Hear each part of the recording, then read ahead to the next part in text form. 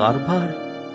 সেটাই তো সবাই জানতাম, এখন তো শুনলাম ঋণের বোঝায় বোঝায় কোম্পানি এখন কাঙাল। দাদা বৌদি কোথায় এখন? দুজনেই খুব ভেঙে পড়েছে। চলুন আমরা ওদের ওখানে যাই।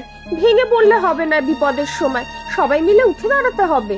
ঠিক বলেছ ময়না, উঠে দাঁড়াতেই হবে আমাদের। সব শেষ হয়ে গেছে রে জয়। বেশি মুনাফার লোভে এখন আমরা সর্বশান্ত। ঋণের বোঝায় গয়নাগাটি, গাড়ি সব বিক্রি করতে হবে। ময়না রে, সব গেল। আমার শাড়ি, গয়না, ঠাট বাট কিচ্ছু আর রইল না। এবার তো না খেয়ে মরবো। কোনো চিন্তা নেই দিদি, আমরা আছি না। তোমরা আর কি করবে ছোট বৌমা? জয়ের চাকরিও ছোট চাকরি। তুমি চিন্তা করো না মা, সব হয়ে যাবে। ঋণের জালে আমি আষ্টে পৃষ্ঠে বাঁধা। বশতেই বাড়ি ছাড়া, সব কিছুই আমার হাত ছাড়া। না হলে আমার জেলও হতে পারে। হে ভগবান, কি হবে আমার? বাপের বাড়িতে তো মুখ দেখাতে পারবো না, না হলে ওখানেই চলে যেতাম। হায় হায়, কি দিন এলো! আমার বড় ছেলে যাবে জেলে, আর বড় বউ তার বাপের বাড়ি। আমাদের কি হবে গো? আপনি এত ভেঙে পড়বেন না মা, যতক্ষণ শ্বাস ততক্ষণ আস। বলছি তো, আমরা দুজন আছি। হ্যাঁ, আমরা আছি তোমাদের সাথে। তোরা আর কি করবি?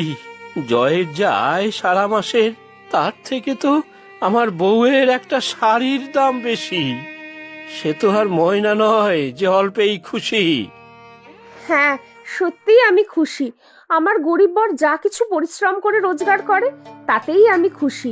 আমি আমার নিজের ভালো লাগার জন্য বাঁচি, অন্যকে দেখাতে বা অন্যের সাথে পাল্লা দিতে বাঁচি না। তাই সাদাসিধে ভাবে থাকি, কিন্তু আমাদের কোনো ধার দেনা নেই কারো কাছে। সত্যি রে ময়না, তোর কথাই ঠিক। আজ আমি হাড়ে হাড়ে বুঝতে পারছি, তো দাদা ভাইয়ের উপর আমি চাপ দিতাম বেশি রোজগার করার জন্য। ধরাকে সরা জ্ঞান করতাম। আমি অনুতপ্ত। কিন্তু এখন এসব বলে লাভ কি? আগে কি করা যাবে সেটা তো আগে ভাবতে হবে। আমি কিছুই ভাবতে পারছি না মা। আমার আত্মবিশ্বাস নেই আর।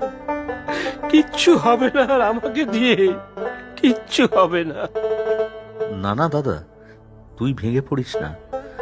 আমি আরো পরিশ্রম করব, যা রোজগার করব তাতে রোজ মাংস পোলাও না হতে পারে, তবে সবার মুখে দুবেলা ভাত আমি জোটাতে পারবো। 10টা ঠাকুর চাকর হয়তো রাখতে না পারি, আমি আর ময়না ঘরের সব কাজ করে নেব।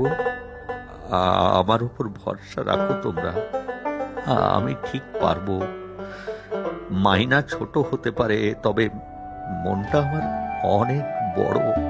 দামি উপহারের প্যাকেট না পারি, তবে সবার জন্য মালপোয়ার ঠোঙা আমি ঠিক আনবো। ধন্য ধন্য আমার গরিব বর।